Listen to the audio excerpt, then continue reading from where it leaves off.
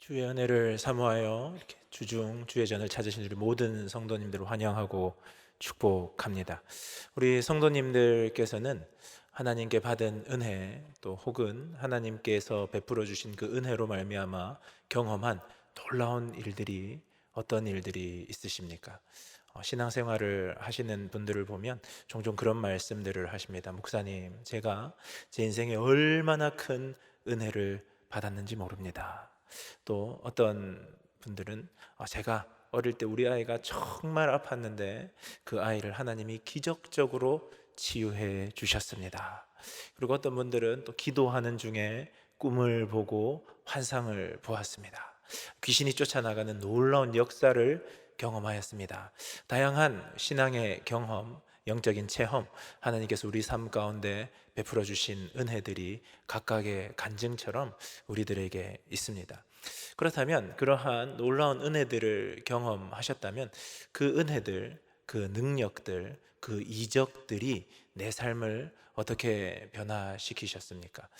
그 놀라운 은혜는 많이 경험하는데 그 은혜가 생각보다 내 인생을 변화시키지 못할 때가 있는 것 같습니다. 겨울철인데요. 겨울철이 되면 청년들이 수련회를 많이 다녀옵니다. 그래서 수련회가 끝나고 오면 우리 청년들이 이번에는 정말 은혜 많이 받았습니다, 목사님. 이제는 저는 절대 변하지 않습니다 라고 말하는 경우가 많이 있습니다. 이번에 새청년부가 수련회를 갔다 와서 청년들이 결단을 하고 이른 아침 예배를 결단하는 청년들이 나오더라고요. 그리고 이른 아침 예배에 찬양대 제가 1년간 섬기겠습니다 하는 청년들도 나왔습니다. 아주 기특하고 아주 훌륭한데요. 또 다른 한편 시간이 조금 지나가다 보면요, 그렇게 뜨거운 마음을 불태웠던 청년들이 어느새 교회에 안 보일 때도 있습니다. 그래서 교회 로비에서 혹여 마주치면 저를 피해 도망가는 모습을 보기도 합니다. 하나님의 은혜가 크지 않아서, 하나님의 놀라운 능력을 경험하지 않아서가 아니라 참 우리의 마음이 약해서, 우리들이 또 그것을 살아가다 보면 우리들의 마음이 약하고 악한 사탄 원수 마귀는 우리들의 마음에 틈을 타서 이게 하나님의 은혜가 아닌가, 내가 오버하는 건가 하는 마음을 심어주기도 하는 것 같습니다. 오늘 말씀은 예수님께서 그 초기 사역지 갈릴리 지역을 향하여서, 그곳에 있는 사람들을 향하여서 말씀하신 말씀입니다. 예수님께서는 초기 사역을 갈릴리 지역에서 많이 하셨는데요, 특별히 오늘 본문에 언급된 고라신, 벳세다, 가버나움은 갈릴리 사역의 중심지였습니다. 예수님께서는 그 갈릴리 지역에서 많이 가르치셨고 애정도 많이 쏟으셨고 그곳에서 이적도 많이 베푸신 곳입니다. 그곳을 예수님께서 오늘 말씀에서 자신이 권능을 가장 많이 행하신 고을이라고 말씀하십니다. 여기에서 권능이라는 것은 우리들에게 아주 익숙한 단어인데요, 두나미스입니다. 폭발력, 하나님께서 행하시는 그 폭발적인 능력, 하나님의 놀라우신 은혜, 그 은혜로 말미암아 나타나는 권능, 그 권능이 가장 많이, 예수님께서 지금까지의 사역 가운데 가장 풍성하게 가장 많이 나타난 지역이 어디냐? 바로 갈릴리 지역이라는 겁니다. 여기에서 두나미스라는 것은 그저 말씀을 좀 듣고 은혜를 좀 받았다 하는 것을 넘어서서, 복음서에서 두나미스라는 단어는요, 그리스도의 초자연적인 사역들과 관련이 있습니다. 그러니까 예수님께서 이 갈릴리 지역에서 초자연적인, 흔히 말하는 기적, 이적, 정말 폭발적으로 경험되는 은혜들을 베푸셨다는 것입니다. 그곳에서 정말 많은 이적을 베풀었다면 그 이적을 돌아보았을 때, 이곳에서는 정말 많은 이들이 죽게 돌아왔구나, 이곳에서는 정말 많은 이들이 그 이적과 폭발적인 하나님의 능력을 바라봄으로 하나님 앞에 무릎 꿇고 겸손히 그 앞에 순복했구나라는 말이 나와야 아주 논리적일 것인데, 오늘 말씀에서는 하나님께서, 예수님께서 가장 많은 권능을 베풀었던 그 고을들이 하나님을 찾지 않더라는 겁니다. 하나님 앞에 가장 큰 은혜를 받았던 자들이 주님 앞에 돌이키지 않는다는 겁니다. 은혜를 넘어서서 하나님의 권능이 나타났는데, 두나미스가 나타났는데, 그곳에서 가장 많은 두나미스를 경험했던 사람들이 회개하지 않는 모습을 보고 예수님께서는 오늘 그들을 향하여 책망하고 있습니다. 그 지역의 사람들은요, 예수님의 그 말씀과 그 이적을 통하여서 예수님께 돌아오지 않은 것일 뿐만 아니라 오히려 예수님을 배척하였습니다. 그러니까 은혜를 입었는데, 은혜가 베풀어졌는데, 권능이 베풀어졌는데 그들은 더욱 완악하여졌다는 겁니다. 더욱 예수님과 각을 세웠다는 것입니다. 그것을 비교했을 때 어느 정도이냐? 두로와 시돈, 이방 땅으로서 이스라엘을 참 괴롭게 해서 그들은 심판받을 것이야. 그리고 죄악의 대명사로도 불리우는 소돔보다도 더한 사람들이다라는 말씀을 예수님께서 하시고 계시는 것입니다. 그래서 이 시대를 바라보면요, 참 영적으로 완악할 뿐만 아니라 참 무감각했던 세대라는 것을 알 수 있습니다. 예수님이 이 땅에 오셔서 예수님께서 예수님의 하나님 되심을 드러내시고 나타내시고 보여주시고 권능을 행하셨는데 그들은 그 복음을 받아들이지 않았다는 겁니다. 곳곳에서 예수님의 말씀이 선포되었지만 그 말씀이 그 사람들의 심령 가운데 그들을 본질적으로 돌이키게 한 것이 아니라 이 사람들은 예수님의 놀라운 이적을 쫓아다니기에 바빴다는 겁니다. 더한 이적, 더한 은혜, 더한 능력, 더한 권능을 구한 것입니다. 예수님께서 이 땅 가운데 오셨을 때의 핵심 사역은 천국 복음을 전파하시는 것입니다. 그리고 그 천국 복음이 전파될 때에 반드시 함께 왔던 것은 회개를 촉구하시는 것이었습니다. 천국 복음을 듣고 그 복음 앞에 나와서 돌이켜 하나님 앞으로, 돌이켜 예수님 앞으로 나아오라는 것이 그 예수님께서 전하신 말씀의 핵심인데, 이 사람들은 그 말씀에는 관심이 없고 이적에, 능력에, 축복에, 은혜에만 관심을 가지고 있었다는 겁니다. 그러니까 내가 하나님 앞에 이 놀라운 은혜를 바라보니 이 예수님은 정말 살아계신 하나님이시구나, 이 예수 그리스도로 말미암아 나는 여호와 하나님께 감히 나아갈 수 있구나, 내가 그간 나 자신만을 바라보며 죄악된 인생을 살았는데 이제는 그것으로부터 돌이켜 살아계신 하나님이신 예수 그리스도의 말씀에 뿌리 내리고 살아야겠다는 인생의 변화가 나타난 것이 아니라 예수 그리스도의 기적을 보고 그 이적을 보고 권능을 보고 더한 이적, 더한 기적, 더한 권능만을 추구하는 사람들이 되었다는 것입니다. 복음이라는 것은 복된 소식입니다. 은혜라는 것은 우리들에게 값없이 주어주시는 하나님께서 우리들에게 주시는 선물입니다. 그 복음과 은혜가 우리에게는 너무나 필요합니다. 그래서 우리들에게 값없이 그저 주어지기 때문에 굿뉴스인 것이고 그저 우리에게 주어지기 때문에 은혜라는 것입니다. 축복이라는 것이죠. 그런데요, 이 복음과 은혜를 복음으로 받지 않고 은혜를 은혜로 받지 않을 때는 또한 그 놀라운 은혜, 능력, 권능들이 심판의 근거가 된다는 것을 알 수 있습니다. 예수님께서는 그들에게 경고하고 있습니다. 심판날에 너희들이 견디지 못할 것이다. 심판날이 올 것이다. 임박한 심판이 올 것이라는 말씀을 그들에게 선언하고 선포하고 있습니다. 그래서 이 말씀을 돌아보면요, 이 갈릴리에 있었던 사람들이 도대체 왜 그랬을까 생각해 볼 수 있는데요, 그들은 눈에 보이는 능력, 기적, 권능에만 집중을 하고 있었다는 것입니다. 그들에게 다가올 심판의 시간, 하나님의 시간이 있고 그 하나님의 시간을 예수 그리스도의 말씀으로, 예수 그리스도와 동행함으로, 예수 그리스도께 돌이킴으로 준비해야 된다는 생각이 없이 그저 내 눈앞에 있는 나에게 나를 더 부유하게 해줄 것들, 내 삶을 더 물질적으로 풍성하게 해줄 것들, 내 삶에 필요한 부분들을 채워줄 예수님만을 찾고 있었다는 것입니다. 그러니까 내가 필요로 하는 예수님을 찾은 것이지 예수님이 원하시는 내 삶의 방향에는 관심이 없었다는 겁니다. 그런데 예수님께서는 은혜를 베푸시고 기적을 베푸시고 권능을 베푸시고 무엇이라고 말씀을 하시느냐? 은혜 받은 자라면 은혜 받은 자다운 삶을 살아가야 한다고 말씀하고 계시는 것입니다. 은혜를 풍성히 받았다면 그 은혜에 합당한 삶을 살 것을 요구하고 요청하고 계신다는 겁니다.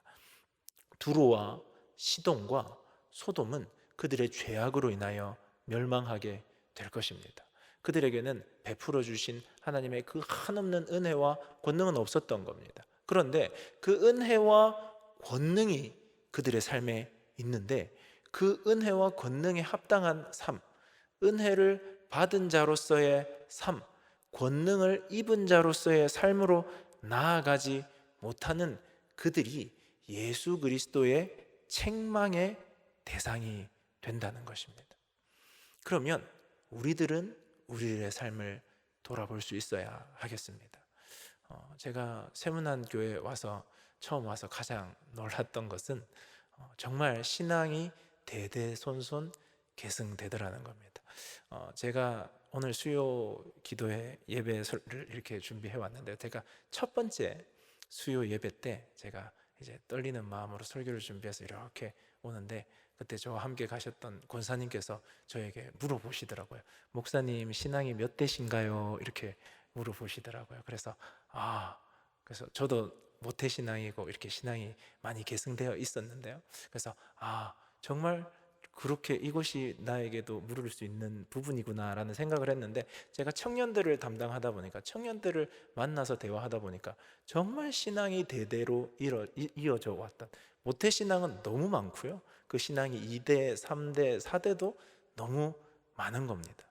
신앙이 2대, 3대, 4대 모태신앙이라는 것은 참 큰 은혜입니다. 저도 모태신앙인데요, 제 인생 가운데 가장 감사한 것 중에 하나가 우리 부모님들의 믿음이 저에게로 계승되었다는 것입니다. 그리고 어린 시절부터 신앙 가운데 잘 성장될 수 있었다는 것이 저에겐 정말 큰 감사의 제목인데요, 제가 돌이켜보니 제가 하나님을 뜨겁게 인격적으로 만나기 전에는요 그런 줄 몰랐다는 겁니다.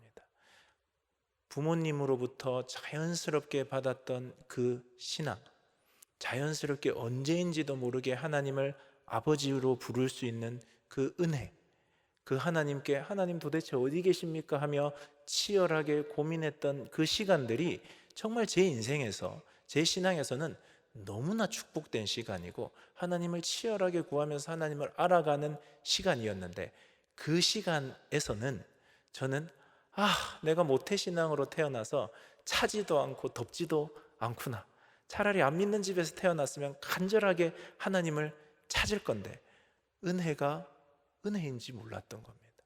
제가 교회라는 테두리 안에 벗어나봤자 그 테두리 안에 있다는 것이 얼마나 큰 은혜이고 축복인지, 말씀을 늘 듣는 자리에 있어서 그 말씀이 내 인생을 조금씩 변화시켜 가고 있던 그 시점, 제가 그 말씀에 조용히 물들고 있는 그 시점에서도 저는 그것이 은혜인지 모르고 하나님 앞에 불평하고 불만하고 있었다는 겁니다. 그런데 제가 와서 돌아보니 그것이 얼마나 큰 은혜이고 내 인생에 베풀어 주신 놀라운 일인지를 깨닫게 되었다는 겁니다. 그래서 돌아보면 모태신앙은, 우리들이 믿음의 가정에서 자라났다는 것은 정말 큰 은혜이구나, 그 은혜에 합당한 반응을 하고 그 은혜에 합당한 삶을 살아가야 되는데 그러지 못하는 경우가 너무나 많이 있더라는 겁니다. 하나님께서 죽을 수밖에 없는 우리를 불러주심, 하나님의 자녀로 불러주심은 이 세상에 있을 수 없는 기적입니다. 그런데 하나님께서 이 부족한 우리를 그 부르심 가운데서 내 속은 여전히 부패해 있고 여전히 자기중심적이며 여전히 내가 높아지기를 원하는 내 모습이 있는데도 하나님께서는 나를 하나님의 동력자로 불러주시더라는 거예요. 하나님의 동력자로 부르심을 받은 것만큼 크고 놀라운 은혜는 없습니다. 죽음을 위해 살아가던, 나 자신을 위해 살아가던, 이 땅 가운데 썩어 없어질 것들을 위해 살아가던 내가 영원한 하나님 나라를 위하여서 예수 그리스도의 복음의 빚진 자로서 예수 그리스도의 피로 값주고 세우신 교회를 위하여서 살아갈 그 방향이 전환된 것, 그것이 동력자로의 부르심이지 않습니까? 그 동력자로서의 부름은 어마어마하게 큰 은혜이고 권능인데, 그 은혜와 권능을 깨닫지 못하고 늘 불평불만하는 내 모습이 있더라는 겁니다. 하나님, 이 정도 했으면 하나님도 저한테 감사해야 됩니다. 이런 마음 혹시 가져보셨습니까? 하나님, 저 없으면 하나님만 손해입니다. 이런 마음 혹시 가져보셨습니까? 저만 가졌나요? 하나님의 놀라운 은혜, 죽음을 향하여 달려가던 우리를 생명을 위한 삶으로 바꾸어 놓으셨는데, 나는 그 놀라운 은혜에 그것이 은혜인지도 깨닫지 못하고 그 부르심조차도 내가 무엇인가를 해드리고 있는 것이라고 착각하고 있는 우리의 모습이, 예수님께서 가장 큰 권능을 행하고도 돌이키지 않는 그 고울들에게 말씀하시는 인생이 나 같은 인생은 아닌가 돌아보게 된다는 것입니다. 하나님께서는 우리를 선택하셨습니다.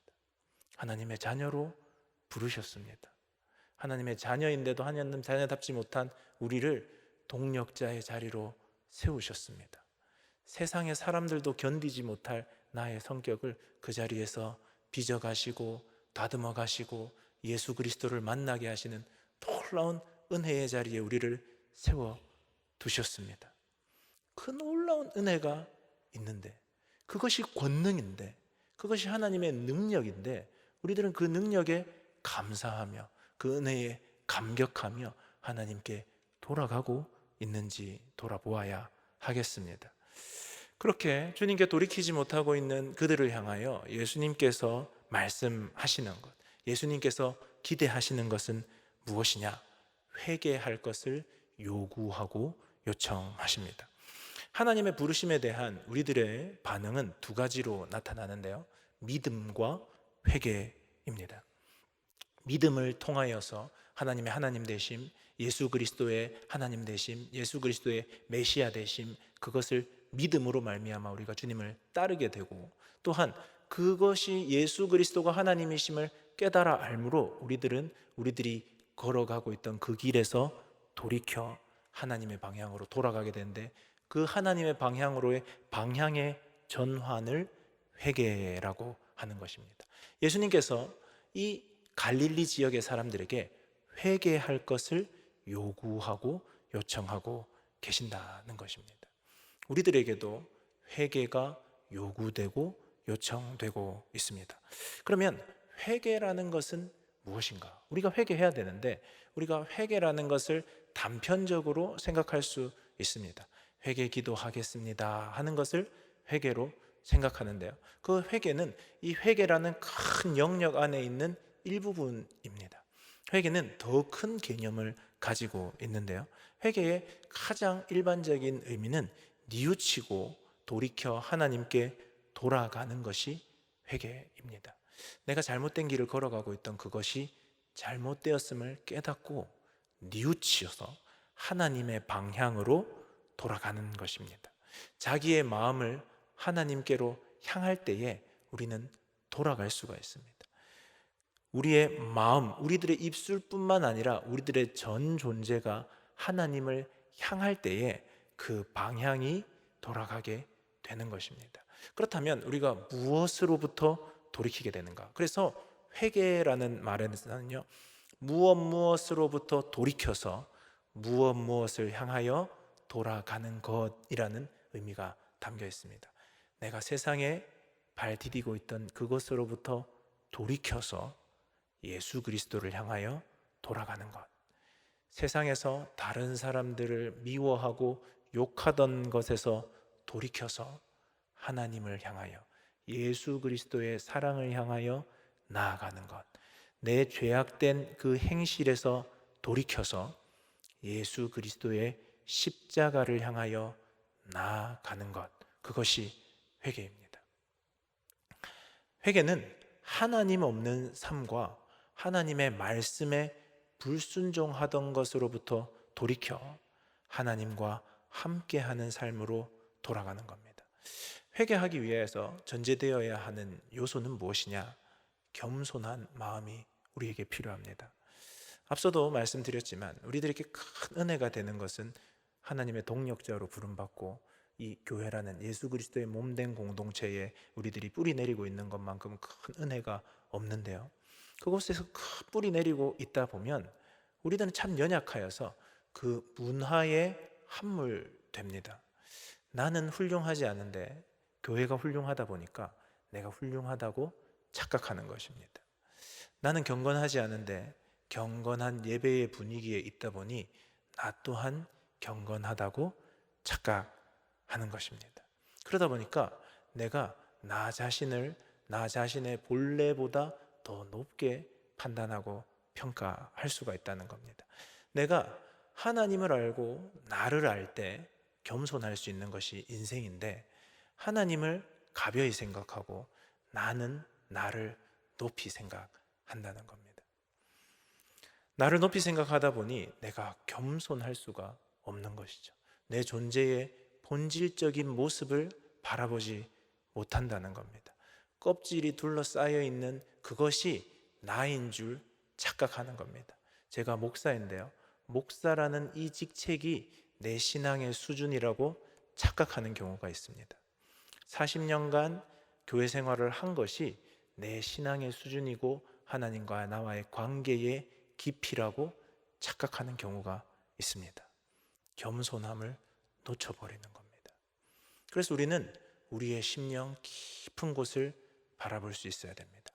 한없이 봉사하는 그때에 내 심령은 어디를 향하여 있는가? 끝없이 새벽 기도를 하고 있는 그때에 내 심령은 어디를 향하여 있는가? 누구보다 뜨겁게 헌신하는 그때에 내 심령은 무엇을 드러내고 나타나기를 원하는가? 그 마음 앞에 설 때요, 우리들은 하나님 앞에 무릎을 꿇을 수밖에 없습니다. 아, 나는 참 자기중심적인 존재이구나. 내가 헌신하는 것을 누군가 알아주지 못하니 참 섭섭하고 분노가 일고 화가 나는구나. 하나님을 향하여 내가 그 일을 한다고 늘 말하였지만 나는 참 그러한 존재이구나. 그것을 깨닫는 것이, 그것을 깨달아서 나는 정말 하나님 앞에 서기도 힘든 존재라는 것을 깨닫는 것, 그것이 겸손의 시작입니다. 그래서 우리에게 무엇이 필요하냐? 그래서 예수 그리스도가 필요하다. 내 힘으로는 되지가 않는구나. 내가 아무리 노력하고 아무리 헌신하고 내 몸을 다 불사를 만큼 헌신하고 예배하고 기도하지만 예수 그리스도를 통해서만 하나님께 갈 수 있구나. 나의 이 자기중심적이고 죄악된 내 본성을 극복할 수 있는 유일한 방법은 오직 예수 그리스도께 있구나. 그것을 깊이 깨달을 때 우리들은 그 자기중심, 나를 드러내고 싶어하는 것에서 돌이켜서 예수 그리스도께 나아갈 수 있게 된다는 겁니다. 회개의 핵심은 겸손히 하나님을 향하여 돌이키는 겁니다. 나에게는 희망이 없고 오직 예수 그리스도의 은혜가 있고 예수 그리스도의 길이 있고 생명이 있음을 깨닫게 되는 것입니다. 오늘은 사순절이 시작되는 날입니다. 사순절이 시작되는 이때, 사순절은 40일이라는 기간 동안 예수 그리스도의 고난, 순환에 동참하여서 회개하고 예수 그리스도를 깊이 묵상함으로 예수 그리스도의 부활을 기다리는 날이라 할 수 있습니다. 그래서 이 사순절이 시작되는 이 날을 제의 수요일이라고 말하는데요, 여기서 제라는 것은 애쉬 웬즈데이라고 하는데요, 이 당시에 회개할 때에 죄를 뒤집어 쓰거나 죄에 앉거나 죄에 구르기도 했다는 것입니다. 내가 얼마 모든 것이 다 타서 없어진 이 죄와 같은 나, 그 죄를 통하여서 나는 아무것도 아닙니다, 주님의 은혜만이 필요합니다 하고 나아갔던 것입니다. 그리고 구약 성경에서 흔히 하나님 앞에 회개할 때에 배 옷을 입거나 배를 뒤집어 쓰고 했습니다.